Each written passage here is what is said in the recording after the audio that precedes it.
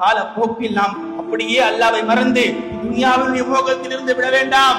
துனியாவுடைய மோகத்திலிருந்து விட வேண்டாம். நாம் எதிர்நோக்க இருக்கக்கூடிய பிரச்சனைகள், நாம் எதிர்நோக்க இருக்கக்கூடிய கஷ்டங்கள், இன்னல்கள், நெருக்கடிகள் அதிகமானதாக இருக்கின்றன.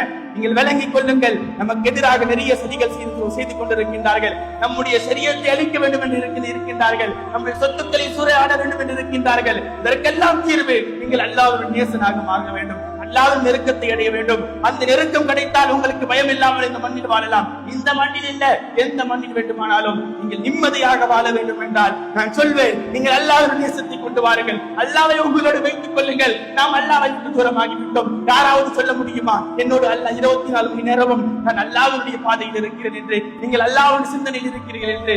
இல்லையே, நாம் அல்லாஹ்வை விட்டு தூரமாகிவிட்டோம். இந்த உலக மோகத்தில் வாழ்ந்து கொண்டிருக்கின்றோம். இந்த பண மோகத்தில் வாழ்ந்து கொண்டிருக்கின்றோம். சம்பாதிப்பது மாத்திரம் நம்ம நோக்கம் அல்ல, அது அல்லாஹ்வின் பாதையில் அல்லாஹ்வின் பொருத்தத்தில் சம்பாதிக்க வேண்டும். இமாம் இப்னு கைம் ரஹ்மத்துல்லாஹி அலைஹி சொல்வார்கள், உங்களுக்கு இந்த உலகத்தை நினைத்து கவலை வேண்டாம். இந்த உலகத்தை நினைத்து உங்களுக்கு கவலை வேண்டாம். இந்த ரிஸ்கை நினைத்து உங்களுக்கு கவலை வேண்டாம். உங்களுடைய கவலை எல்லாம் ஒன்றே ஒன்றாகத்தான் இருக்க வேண்டும். அல்லாஹ்வின் பொருத்தத்தை தேடுவதாக இருக்க வேண்டும். நீங்கள் அல்லாஹ்வின் பொருத்தத்தை தேடினால் மேல் கட்ட எல்லா விஷயத்தையும், மேல் பார்த்த எல்லா விஷயத்தையும் அல்லாஹ் பார்த்துக் கொள்வார். அந்த கவலை இருக்காது. ரிஸ்கை நினைத்த கவலைகள் இருக்காது. இந்த உலகத்தை நினைத்த உங்களுக்கு கவலை இருக்காது, பயம் இருக்காது. நீங்கள் ஒன்றே ஒன்றுதான், அல்லாஹ்வினுடைய பொருத்தம் வேண்டும்.